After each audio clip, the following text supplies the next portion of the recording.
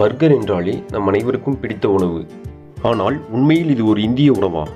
இந்த வீடியோவில் பர்கரின் உண்மையான வரலாறு, அதன் தோற்றம் மற்றும் அது எப்படி உலகம் முழுவதும் பிரபலமானது என்பதை பற்றி பார்ப்போம்.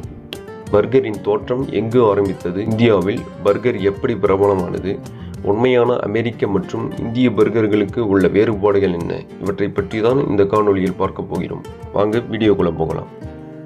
முதலில் பர்கரின் தோற்றம் குறித்து பார்ப்போம். பர்கர் என்ற வார்த்தை ஹாம்பர்கர் என்ற ஜெர்மன் நகரிலிருந்து வந்தது. ஆனால் உண்மையான பர்கர் ரொட்டியில் மாமிசத்தை வைத்து முதலாக அமெரிக்காவில் பிரபலமானது.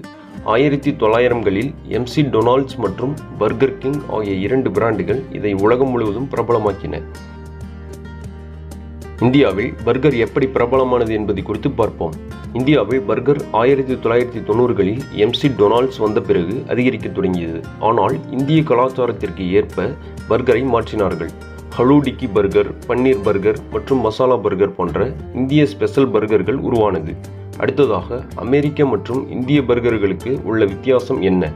அமெரிக்க பர்கர் முக்கியமாக மாமிசத்தால் தயாரிக்கப்படும். ஆனால் இந்திய பர்கரில் வெஜ், பன்னீர் மற்றும் சிக்கன் போன்ற விருப்பங்கள் அதிகமாக இருந்தது. இந்திய பர்கரில் மசாலா, புதினா சட்னி மற்றும் அழுடிக்கி போன்ற இடியுசிகள் இருக்கும்.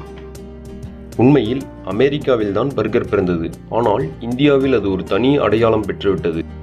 நண்பர்களே, உங்களுக்கு மிகவும் பிடித்த பர்கர் எதுன்னு நம்ம கமெண்ட் பாக்ஸில் சொல்லுங்கள். இந்த வீடியோவை லைக் மற்றும் ஷேர் பண்ணுங்கள். மறக்காமல் நம்ம தமிழ் எக்ஸ்ப்ளோர் சேனலை சப்ஸ்கிரைப் பண்ணி பெல் ஐக்கானை கிளிக் பண்ணுங்கள். மீண்டும் ஒரு பயனுள்ள தகவல்களுடன் உங்களை வந்து சந்திக்கிறேன். நன்றி, வணக்கம்.